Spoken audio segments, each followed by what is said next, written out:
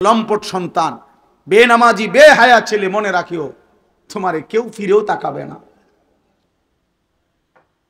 ফিরেও তাকাবে না। দুষ্ট শয়তান বন্ধুদের খপ্পরে পড়ে নষ্ট হয়েও না। সব সময় ছেলেদেরকে নষ্ট করে দেয় সাথের কিছু অসৎ ছেলে।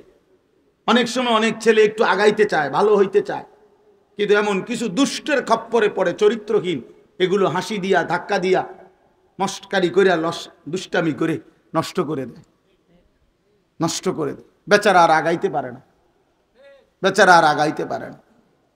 আল্লাহ বলেন ফি কুলুবিহিম মারাদুন ফাযাদাহুমুল্লাহু মারাদা।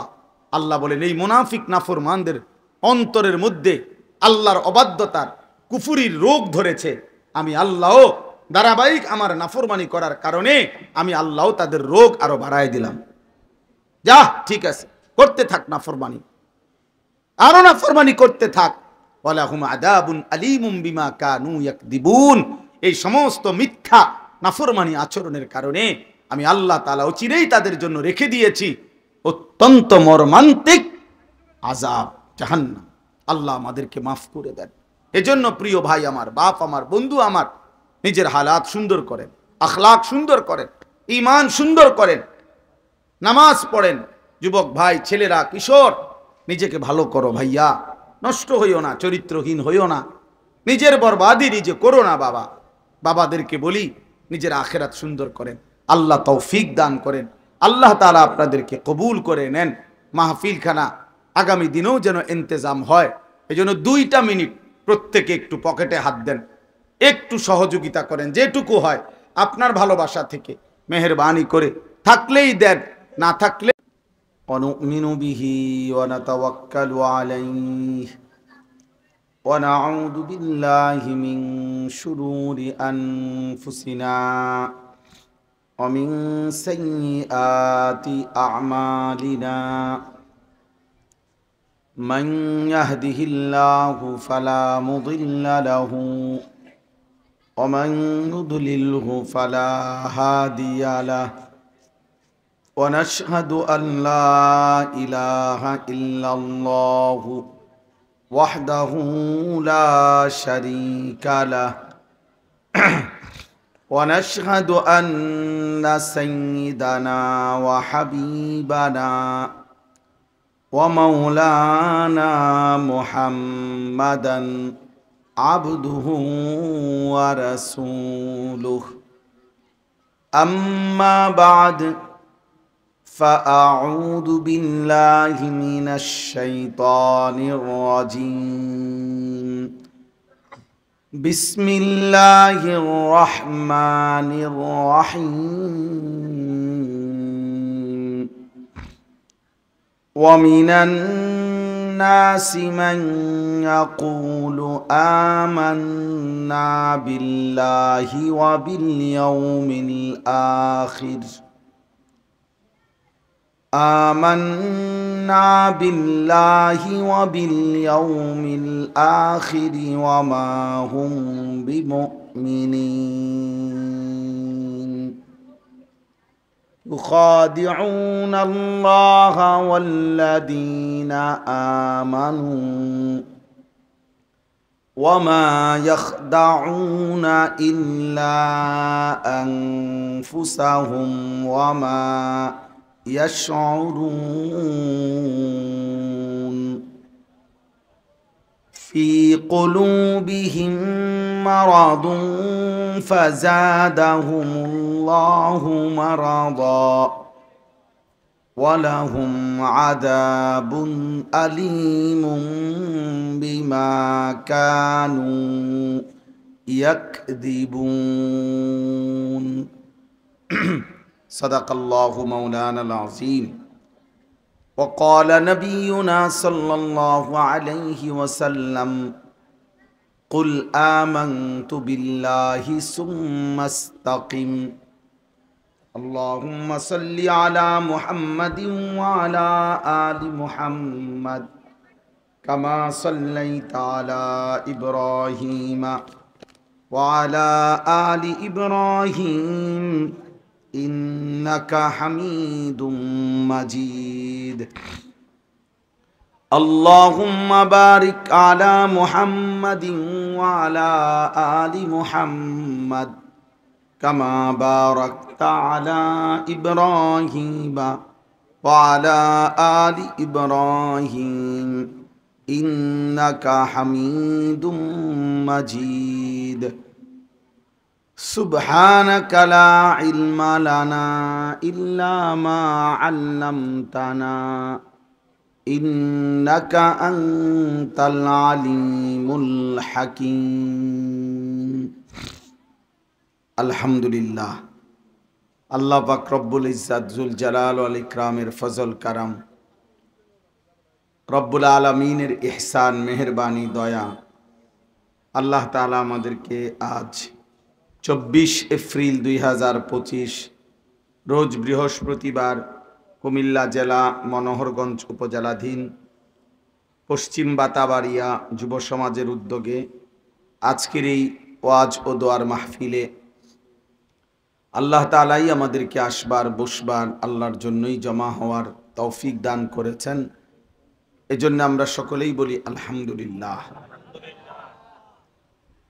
আমাদের পরম শ্রদ্ধেয় বাংলাদেশের অন্যতম বুজুর্গ পীরে কামেল হজরত মৌলানা আশিক ইলাহি সাহেব দামাত বারাকাতুহুমুল আলিয়া উজানির হুজুর এতক্ষণ পর্যন্ত সংক্ষিপ্ত সময়ে গুরুত্বপূর্ণ কথা বলেছেন। ব্যক্তিগতভাবে আমরাও ওনাকে অনেক বেশি শ্রদ্ধা করি। এই জন্য আসলে শ্রদ্ধা, সম্মান, আন্তরিকতার কারণেই হুজুরের বয়ান আমরাও শুনি মনোযোগ দিয়ে। আল্লাহ তাআলা যে কথাগুলো বলেছেন আমাদের সকলকে আমল করার তৌফিক দান করেন। একটা সুন্দর কথা বলছেন যে আমাদের প্রত্যেকের বলার মধ্যে চলার মধ্যে ভুল হইতে পারে, কিন্তু প্রিয় নবী সাল্লাল্লাহু আলাইহি ওয়াসাল্লামের যেই নকশা জিন্দিগির সব কিছুতে, সেখানে কোনো ভুল নাই। সেটা আল্লাহ পাক রব্বুল আলামিনের পক্ষ থেকেই সিদ্ধান্ত করা।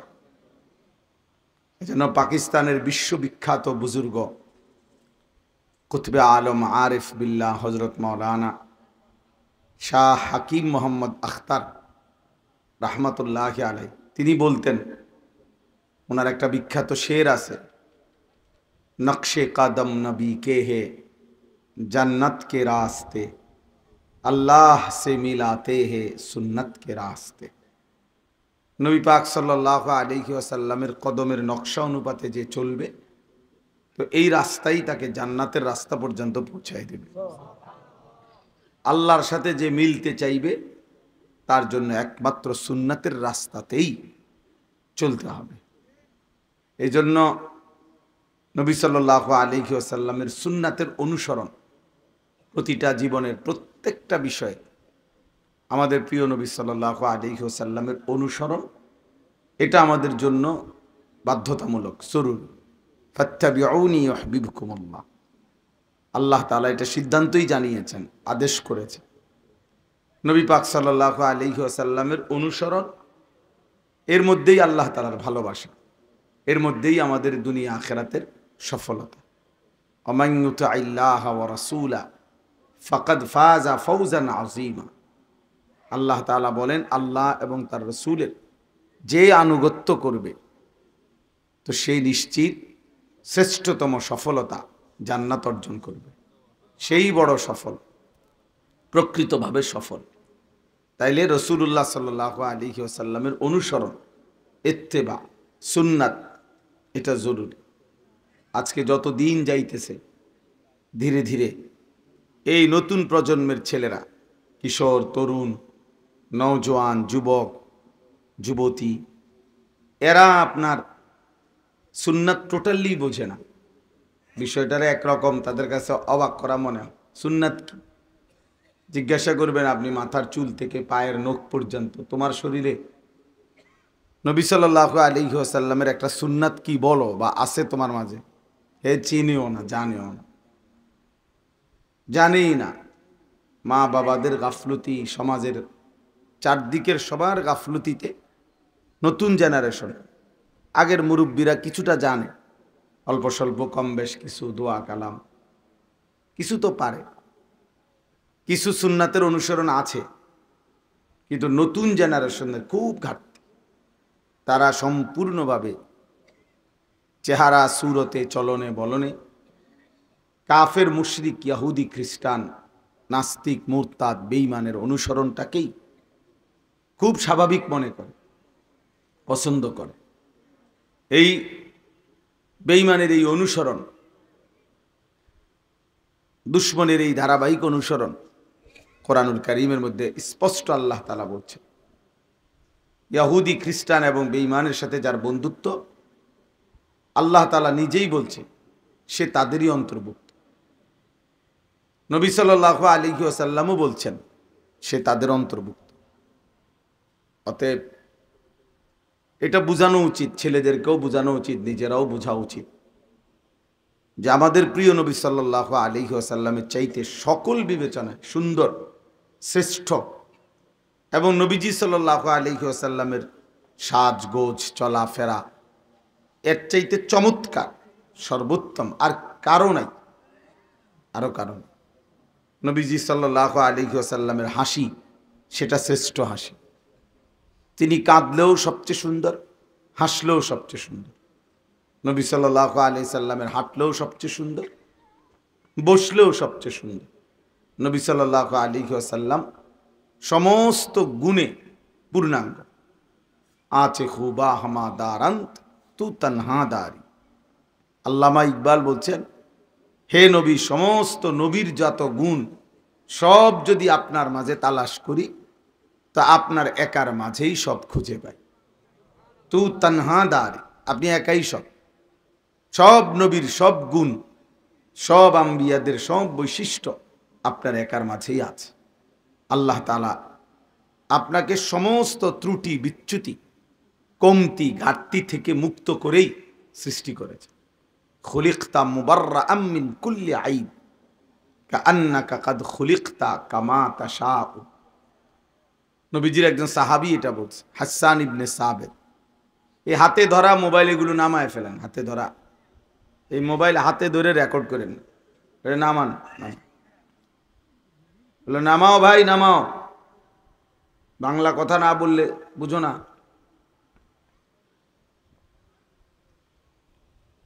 এমনি শুনো, এমনি কিছু মানুষের, কিছু ছেলে পেলে তোমাদের বদ আখলাক 24 ঘন্টা মোবাইলটা ছাড়া হাতে একাকী বোধ হয়, সারাদিন সারা রাত এই এক ফালতু জিনিস ধরে রাখলা, না কিছু শিখলা না কিছু বুঝলা,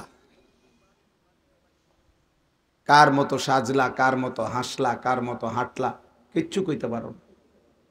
জীবনের কোনো লক্ষ্য উদ্দেশ্য নাই, গন্তব্য নাই, জীবনের কোনো আগামাথা নাই। এই গেঞ্জি গায়ে দিল কেন, এই শার্ট গায়ে দিল কেন, এরকম চুল রাখলো কেন, এরকম পোশাক পরলো কেন, কিচ্ছু বলতে পারবেন কেন? একটা চয়েস হওয়ার তো আমার একটা যুক্তি থাকবে। আমি একটা বেঈমানের চুল কেন পছন্দ হলো, এটার পিছনে তো আমার একটা যুক্তি থাকতে হবে যে না হুজুর, সকল গবেষণায় বিভিন্ন আঙ্গিকে প্রমাণিত হয়েছে যে এটা সুন্দর। এই যে দাড়িবিহীন যে সমস্ত মানুষ একেবারে অনর্থক। পৃথিবীর কোনো গবেষণায় কোনো কাফের মুশরিক, কোনো বেঈমান, কোনো নাস্তিক মুরতাদও কোনোদিন বলে নাই যে দাড়িবিহীন চেহারার মধ্যে কোনো সৌন্দর্য আছে। এইটা নাই কথা, আসলেই নাই। কোনো কাফেরও বলে নাই এ কথা যে এটা একটা পরীক্ষা নিরীক্ষা হয়েছে বা একটা অডিট হয়েছে অথবা একটা গবেষণা হয়েছে যে পৃথিবীতে 1000 মানুষের উপরে পরীক্ষা নিরীক্ষা করছে বা 10,000 মানুষের উপরে পরীক্ষা নিরীক্ষা করে দেখছে যে মানুষের কাছে সৌন্দর্য লাগে কোনটা, এমন কিচ্ছু নেই। একেবারে ফালতু কাজ, মানে ফালতুরও তো একটা সীমা আছে। এটা একদমই ফালতু কাজ, কোনো ন্যূনতম দাড়ি কাটার উপরে কোনো যুক্তি নাই। এতে একটা বন খাইলে বালা বিজাইয়া একটা যুক্তি আছে, যেটা বন খাইছি ফ্যাট বটছে, মানে একেবারে এক ন্যূনতম 0% কোনো এর উপরে কোনো যুক্তি নেই। একটা যুক্তি তো থাকবে যে আমি এই কারণে কাটছি, এই কারণে যদি কোনো কারণ না বলে না আমার বউ মহিলাদের কাছে দাড়িবিহীন মানুষ সুন্দর লাগে, তো তা আমরা বেডি তো যাই গিয়ে ওর কথা কথা বলেন না কেন? আমরা যারা দাড়িওয়ালা মানুষ, তা আমাগো বাড়ির বেডিত নাই, তো তো হেরা দেখো বাগলো না, হেরা তো কিচ্ছু হইল না। তাইলে একেবারেই একটা ভুল মানসিকতা। কেন যে দাড়ি কাটে আমি কিছু বুঝি না, আমি অনেক চিন্তা করে দেখছি, একটা সামান্য যুক্তি থাকবে, কোনো যুক্তি নেই। অথচ রাগ হবেন না, রাগ হইলেও সমস্যা নাই, আপনি রাগ লই আপনি বইয়া থাকেন, অসুবিধা কি? কিন্তু বাস্তবতা হলো দাড়ি নিয়মিত কাটা এটা অসুস্থ মানসিকতার পরিচয়। হ্যাঁ, হাদিসের মধ্যে আছে রাসূলুল্লাহ সাল্লাল্লাহু আলাইহি ওয়াসাল্লাম বলছেন 10টি জিনিস মানুষের সুস্থতা, ফিতরাত, মানুষের স্বভাবজাত অভ্যাস, মানে মানুষ এটা স্বাভাবিকভাবেই করতে হবে, এটা মানুষের একটা সত্তাগত স্বাভাবিকতা। 10টি জিনিস আশারুম মিনাল ফিতরা। এর মধ্যে একটা হলো যেমন নখ কাটা, এই নখ নিয়মিত বড় হলেই কাটা, এটা মানুষের একটা সুস্থ স্বাভাবিক রুচি, সুস্থ রুচি। এটা যে নখ বড় রাখে অসুস্থ, এ মানসিকভাবে অসুস্থ। নাক সাফ করা, এটা একটা সুস্থ স্বাভাবিক রুচির পরিচয়। নাকে ময়লা, নাক অপরিষ্কার নাকের ভিতরে, এটা একেবারে অসুস্থ মানসিকতা। হ্যাঁ, বগলের পশম উপড়ানো সুস্থ মানসিকতা, এটা যে উপড়ায় না তো সে অসুস্থ। নাভির নিচের পশম কাটা, এটা একটা সুস্থ মানসিকতা সৃষ্টিগতভাবেই। এটা না কাটা অসুস্থ। মুখ ছোট করা, এটা সুস্থ মানসিকতা। মুখ লম্বা করা, এই লোক অসুস্থ, প্রতিবন্ধী, মানসিক সমস্যা, তার ব্রেনের সমস্যা। ঠিক তেমনি ভাবে দাড়ি লম্বা করা সুস্থ মানসিকতা, ফিতরাত। রাসূলুল্লাহ সাল্লাল্লাহু আলাইহি সাল্লাম বলছেন এই জন্য দাড়ি নিয়মিত কাটা এ অসুস্থ, বিকৃত মানসিকতা এটা। আপনি নাই তো কোনো যুক্তি থাকলে ভিন্ন আপনি দেখায়েন, আমি আসবো শুনতে, কোনো অসুবিধা নাই। আপনি যদি বেলে এর চাইতে লেটেস্ট আপনার কাছে কোনো যুক্তি থাকে তাহলে আপনি বললে আমি শুনতে রাজি আছি, আবার আসবো, অসুবিধা কি শুনবার জন্য। এই জন্য এক হইল শুনলাম না কথা হুজুরদের, ঠিক আছে সেটা ভিন্ন বিষয়, কিন্তু বাস্তবতাকে অস্বীকার করার সুযোগ নেই। যেমন এখন অন্ধকার, আপনি গাছ জোরে এটা আলো পেলে হইতো না, ঠিক না কথাটা? এখন অন্ধকার কিনা, এখন রাত কিনা, তা আপনি বলবেন না আমার 3 ফুট বিদেশ, আমি কইছি এখন দিন, আপনি নিজেও বিদেশে যান, অসুবিধা কি? রাত তো রাত, যেটা আলো এটা আলোই, যেটা অন্ধকার এটা। এই জন্য আল্লাহ নবী সাল্লাল্লাহু আলাইহি ওয়াসাল্লাম এটা বলছে, সুস্থতা এটা। এই জন্য সুন্নাতের অনুসরণ, আমি হুজুরের ওই এক কথার কারণে বললাম, সুন্নাতের অনুসরণ বহুতই জরুরি বাপ, এটা জীবনের একটা স্বাভাবিকতা। একজন মুসলমান হিসাবে আমাদের জন্য আল্লাহ নবী সাল্লাল্লাহু আলাইহি ওয়াসাল্লামকে আল্লাহ তাআলা বলছেন যে লাকাদ মান্নাল্লাহু আলাল মুমিনিন, মুমিনদের উপরে আমি আল্লাহর সবচেয়ে বড় দয়া অনুগ্রহ যে ইদ বাআসা ফীহিম রাসূলাম মিন আনফুসিহিম, আমি তাদের মাঝে আমার রাসূলকে পাঠিয়েছি। এটা হলো মুমিনদের জন্য আমি আল্লাহ তাআলার স্পেশাল দয়া। কেন পাঠিয়েছি? তিনি তাদেরকে আমার পছন্দ মতো, মর্জি মতো জীবন সাজায় দিবেন, গড়ে দিবেন, হাসি কান্না আনন্দ বেদনা হাঁটা চলা, জীবনের সব কিছু, আচরণ উচ্চারণ লেনদেন, ঘর সংসার, একাকী প্রকাশ্য রাত দিন, বাজার ব্যবসা, দেশ জাতি রাষ্ট্র রাজনীতি, সকল কিছুতে তিনি সাজিয়ে দিবেন, তালিম দিবেন, শিখাইয়া দিবেন। এই জিম্মাদারি দিয়েই আমি আমার রাসূলকে পৃথিবীতে বিশেষ করে মুমিনদের জন্য পাঠিয়েছি, দিয়েছি। তাইলে আল্লাহ তাআলা আমাদের জন্যই নবীজিকে দিয়েছে, আমাদেরকে জিন্দিগি সাজায় দেওয়ার জন্য। আমি চুল আশ্রাবো কেন, কেমনে, তিনি বলে দিছেন। আমি পেশাব করে কি করতে হবে, পায়খানার পরে কি করতে হবে, ঘুম যাইবার আগে কি করতে হবে, ঘুম থেকে উঠে কি করতে হবে, এত নিখুঁত বর্ণনা, এতটা নিখুঁত বর্ণনা। এক গ্লাস পানি নবী সাল্লাল্লাহু আলাইহি সাল্লাম 3 ঢোকে খাইতেন, 3 নিঃশ্বাসে। নবীজি কখনো গ্লাসে পাত্রে নিঃশ্বাস ফেলতেন না, বাইরে ফেলতেন। তাহলে যিনি নিঃশ্বাসটা পর্যন্ত ঠিক করে দিয়েছেন, পৃথিবীতে আর কোনো মহামানব এমন নাই যার প্রতিটা নড়াচড়া তার অনুসারীদের জন্য অনুসরণীয়, এমন কেউ নাই। কেউ রাজনৈতিক ব্যক্তিত্ব, কেউ সমাজ সেবক, কারো একটা গুণ বা 2টা গুণ একটু পরিচিত হয়েছে, উনি খুব ভালো ডাক্তার, উনি খুব বড় ইঞ্জিনিয়ার, উনি খুব বড় বুদ্ধিজীবী, ইত্যাদি ইত্যাদি। কিন্তু জীবনের প্রতিটি নড়াচড়া অনুসরণীয় তিনি কেবলই একজন, তিনি মুহাম্মাদুর রাসূলুল্লাহ সাল্লাল্লাহু আলাইহি ওয়াসাল্লাম। তাঁর হাসি, তাঁর কান্না সব অনুসরণীয়, সব এবং সমস্ত পরীক্ষায়, বিশ্লেষণে, বিচার বিবেচনায় শ্রেষ্ঠ নবী সাল্লাল্লাহু আলাইহি সাল্লামের নড়াচড়া সব কিছু শ্রেষ্ঠ। এই জন্য প্রিয় ভাই সবাইকে বলি, এ ছেলেরা তোমাদেরকেও বলি, যাদের চুল কাফের মুশরিকের মতো, তুমি বিকৃত মানসিকতার, তুমি অসুস্থ, তুমি ভালো ডাক্তাররা জিজ্ঞাসা করে দেখো তুমি প্রতিবন্ধী কিনা। কারণ তোমার সাথে তোমার আত্মপরিচয় যে চিনে না, এটা হাসির বিষয়। নিজে আমি কি মানুষ না ছাগল, এটা যদি আমি না বুঝি তো এটা মানুষে বুঝবো কেন?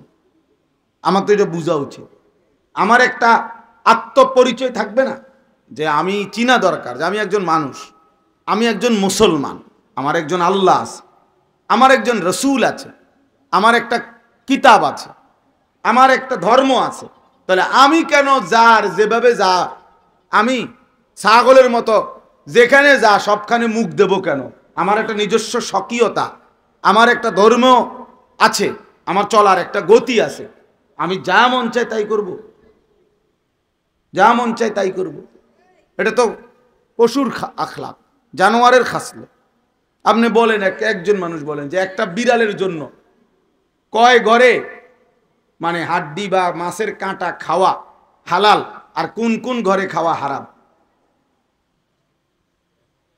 কথা কয় না। এমন এমন কোনো মাছ তো আপনার 14 গোষ্ঠী শুনছিনি জীবনে? আসেনি এমন কোনো মাছলা? না, এর কোনো মাছলাই নেই। যেখানে পাখে হেনে খাইব, ঠিক কিনা বলেন না কেন? গরু, ছাগলের, কুকুর, বিড়ালের কোনো মাসালা আসেনি যে তোমার জন্য এটা হালাল, এটা হারাম, এটা তোমার লেগা মাকরু, এটা জায়েজ, এটা না জায়েজ, এমন আছে কিছু? কেন নাই? জানোয়ারের জন্য বিধান নাই, জানোয়ারের জন্য কোনো শরীয়ত নাই। এটা তো স্পষ্ট আমাদের চোখের সামনে। তাহলে এই শরীয়ত, এই বিধান, এই দিন, এটা হালাল, এটা হারাম, এটা জায়েজ, এটা না জায়েজ, এটা সুন্নাত, এটা বিদআত, এটা করণীয়, এটা বর্জনীয়, এটা পালন করো, এটা ছেড়ে দাও, এই সমস্ত কিছু তো মানুষের জন্য।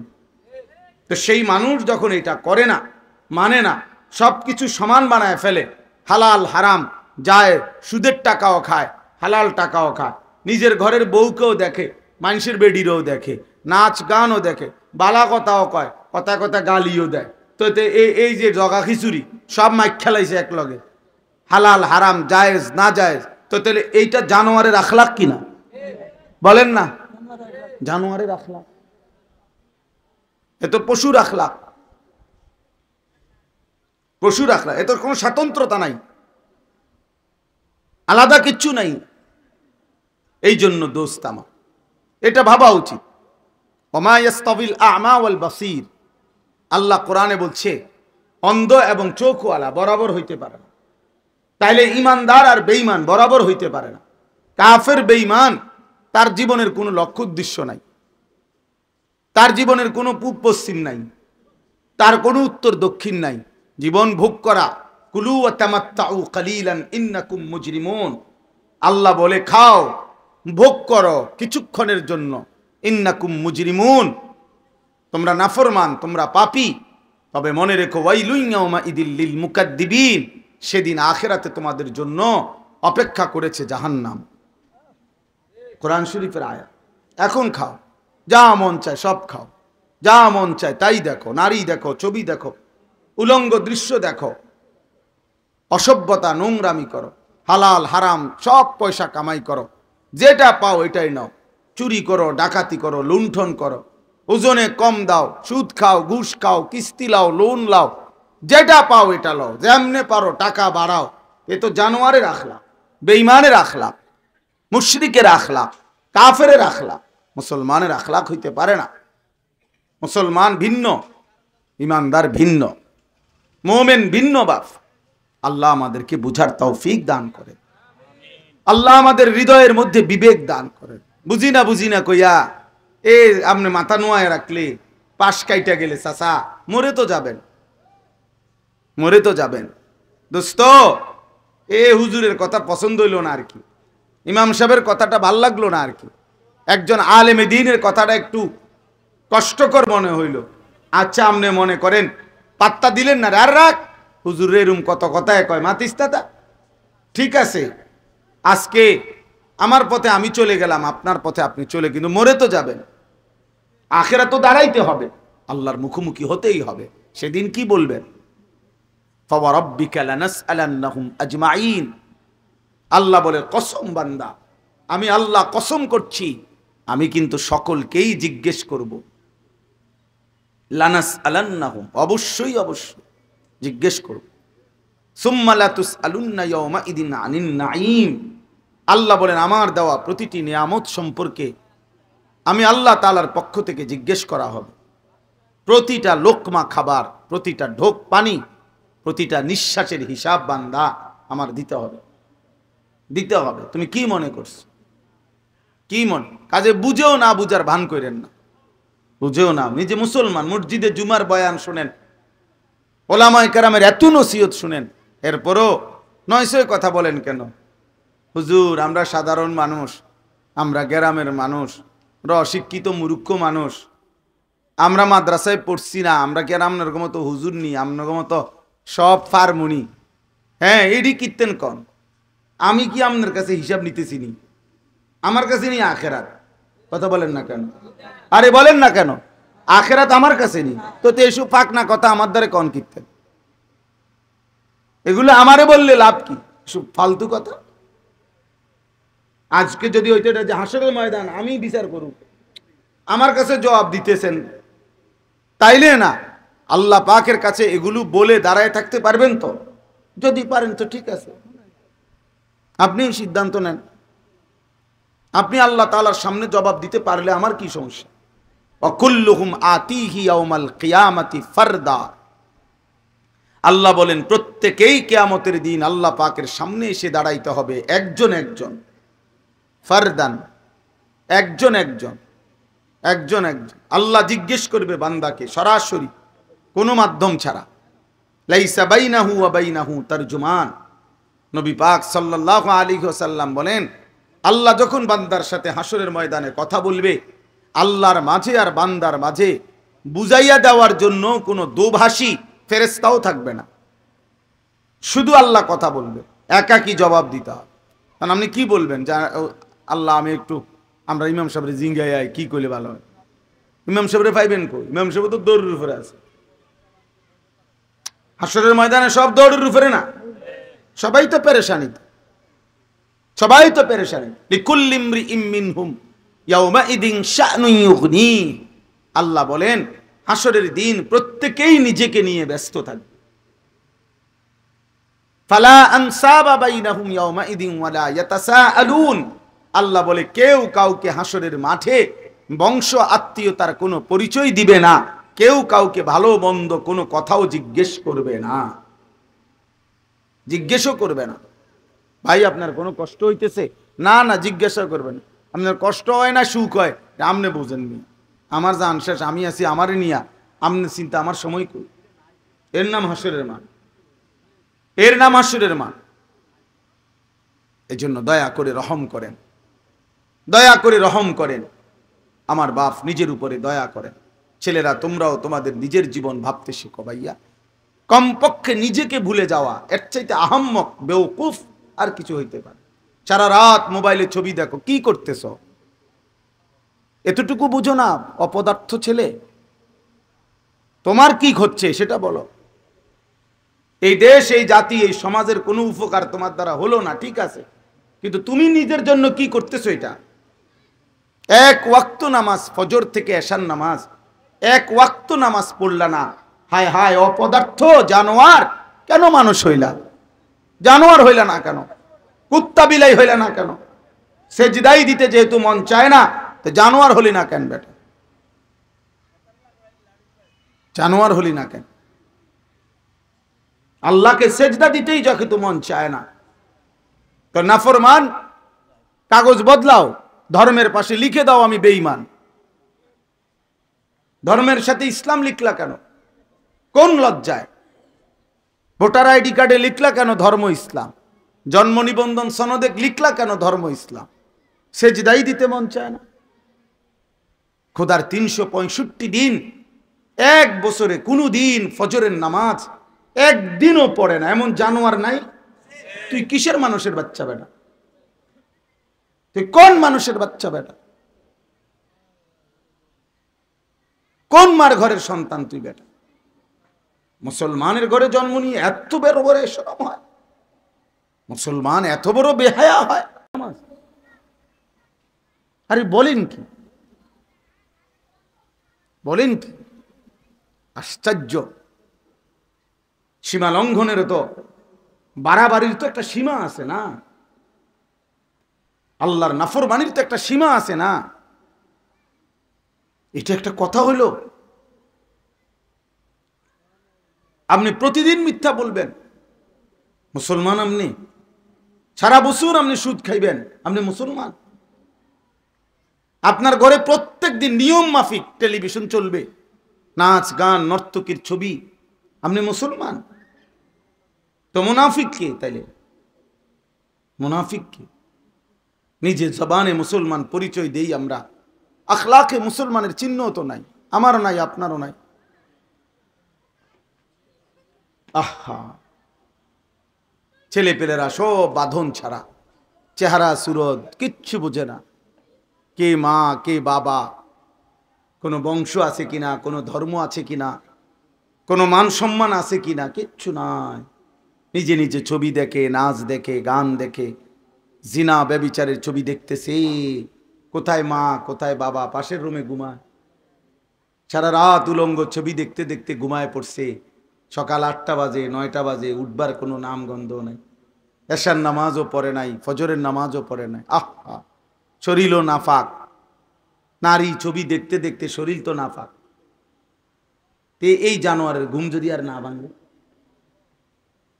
এই রাত যদি আর ভোর না হয়, তাইলে ওনারা আজীবন কষ্ট পাবে, রক্ত দিবে, আর আমরা বসে বসে আজীবন, ছেলেরা বইয়া বইয়া, তুমি বুঝি সারা বছর সারা জিন্দিগি বইয়া বইয়া মোবাইল টিপবা, আর নারী দেখবা, আর আমগো মুরব্বীরা বইয়া বইয়া চা দোয়ানে গপ মারবেন। এই জিন্দিগিটা কি ভাবছেন? কি ভাবছেন নিজেরা? আফসুস করা উচিত। একজন বাবারও ভাবা উচিত, আমি আমার কি সন্তান রেখে যাচ্ছি। আমার চোখের সামনে আমি দেখে গেলাম আমার ছেলে এক ওয়াক্ত নামাজ পড়ে না, তো আপনি মরণের পরে পড়বো না? বলেন। আমি দেখে গেলাম আমার সন্তান, আমার ঘরের বউ বাচ্চা প্রত্যেক বেলা টেলিভিশন দেখে, আমি থাকতে জীবিত রঙিন টেলিভিশনে নাচ গান নর্তকীর ছবি চলতো, কি বাবা ভাবেন?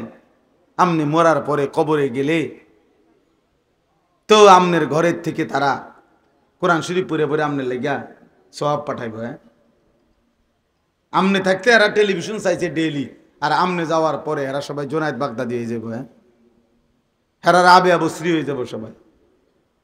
আস্তাগফিরুল্লাহ, আস্তাগফিরুল্লাহ। হিসাব মিলান, হিসাব মিলান, হিসাব মিলান। আমার কথা শেষ। মুমিন না মুনাফিক প্রমাণ করেন, মুমিন না মুনাফিক প্রমাণ করে। দ্বিমুখী ব্যক্তিকে মুনাফিক বলে, যার জবানে একরকম দিলে ভিন্ন, যার কর্মে ভিন্ন, এটা মুনাফিক। জবানে তো বলে আমি মুসলমান, কিন্তু আমলের ক্ষেত্রে ঘাটতি, এটা মুনাফিক। কোরআনে আল্লাহ বলছে, ওয়ালা ইয়াতুনাস সালাতা ইল্লা ওয়াহুম কুসালা ওয়ালা ইউনফিকুনা ইল্লা ওয়াহুম কারিহুন। আল্লাহ বলছে মুনাফিকরা এমন, যারা নামাজ তো পড়ে না, আর যাও পড়ে তা অলস ভাবে, অলস কুসালা। যারা নামাজ পড়তে অলসতা করে, খোদার কসম আল্লাহ কোরআনে বলছে ওরা মুনাফিক। যারা দান করতে অপছন্দ করে, মন চায় না, ওয়ালা ইউনফিকুনা ইল্লা ওয়া হুম কারিহুন, একান্ত বাধ্য না হইলে, নিরুপায় না হইলে, বেশি শর্মে না পড়লে যারা দান করে না, আল্লাহর কসম আল্লাহ বলে ওরা মুনাফিক। তো কর্মের ঘাটতি, আমলের কমতি, এটা মুনাফিকের চিহ্ন। আল্লাহ কোরআনে বলছেন ওয়াইযা কামু ইলাস সালাতি কামু কুসালা। আল্লাহ বলছে মুনাফিক কারা? তারা যারা নামাজ আদায় করে অলস ভাবে। ইউরাউনান নাসা, যারা যাও সামান্য কিছু আমল করে তা লোক দেখানো। ওয়ালা ইয়াযকুরুনাল্লাহা ইল্লা কালিলা, যারা আল্লাহকে ডাকে একদমই সামান্য, অল্প অল্প। 4 রাকাত নামাজ পড়ে মেশিনে মেশিনে, জাপানি মেশিনে, 1 থেকে 1.5 মিনিটে। সুবহানাল্লাহি ওয়া বিহামদিহি তাবারাকাল্লাহু ওয়া তাআলা জাদ্দুহু আলাইহি গায়রুহু আউযু বিল্লাহি মিনাশ শাইতানির বিসমিল্লাহির রহমানির রহিম। এমন ভাবে পড়ে মানে মেশিন ফেল। হ্যাঁ, মেশিন ফেল। 20 রাকাত তারাবি 30 মিনিটও লাগে না, উড়ে এলাইছে সোজা, উড়ে এলাইছে সোজা। খুব খুশি আমরা, ইমাম পাইছি ভালো। টনটুন্না হুজুর, আল্লাহর রহমতে। আমার একদিন একজনে কইছে হুজুর টনটুন্না হুজুর পাইছি আমরা। হুজুর বলে টনটনায়। কেমনে বুঝছেন টনটনায়? কয় যে হুজুর 20 রাকাত তারাবি, আরো এশা, বিতির, এই সব ডি পরে হুজুর 13 পাইছি, পাই না। তো আপনি মানে 20 রাকাত, আরো এশার 9 রাকাত, 29 রাকাত নামাজ পড়লেন ধারাবাহিকভাবে, হুজুর 13 পাইলেন। এটা কি নামাজ পড়লেন এত দ্রুত, এত দ্রুত? আস্তাগফিরুল্লাহ। এটা মুনাফিকের চিহ্ন। কোরআনুল কারীমের আয়াত। আল্লাহ আমাদেরকে বুঝার তৌফিক দান করে। এই জন্য বাবা দয়া করে আমরা আসলে শেষ পর্যন্ত আল্লাহর কাছে যেতেই হবে। সুখে থাকি, দুঃখে থাকি, নিরাপদে থাকি আর অনিরাপদে থাকি, মৃত্যু আমাদের নিশ্চিত। আমাদের আল্লাহর কাছে আমরা যেতে হবে। অতএব আমরা মুখে আলহামদুলিল্লাহ সবাই বলি আমরা মুসলমান, এটা কর্মে প্রমাণ করে, নাই তো হবে না, আল্লাহ নিবে না। এই কথাটাই বলে শেষ করছি। আল্লাহ বলেন ওয়ামিনান নাসি মান ইয়াকুলু আমান্না বিল্লাহি ওয়া বিল ইয়াউমিল আখির। আল্লাহ বলে বহু লোক আছে এমন যারা জবানে বলে আমি আল্লাহকে মানলাম, আখিরাতকে মানি। আল্লাহ নিজে বলতেছেন ওমা হুম বিমুমিনিন, বললে কি হবে, আমি আল্লাহ বললাম এরা মুমিন নয়। লোকটা বলতেছে আমি আল্লাহরে মানি, লোকটা বলতেছে আমি আখিরাতকে মানি, আল্লাহ বলতেছে ওমা হুম বিমুমিনিন, না আমি আল্লাহ বলছি এরা মুমিন না, এ মুনাফিক। তা আল্লাহ, আমি এই জন্যই তো ওই সময় বললাম হিসাব কি আপনি আমারে নি দেন, আপনি যে সময় তো সিহন কথা কন কন দো হুজুর, বুঝি তো আমরা লাগেই তো কয় ও করলে তো বালা ছিল, কে না বুঝে পারি না, কত তো কইছে বিড়িখানা ছাড়তাম, অনেক দিনের অভ্যাস, ছাড়তারি না, আলাপ করে ফাইজলামি করেন, হ্যাঁ মস্কারি করেন, আপনি আমার লোক রসিকতা করেন। আল্লাহর সামনে এগুলো বলতে পারবেন তো এভাবে? তো তাইলে কার সাথে রসিকতা করেন? আমি আপনার হিসাব নিতে বসছি নাকি?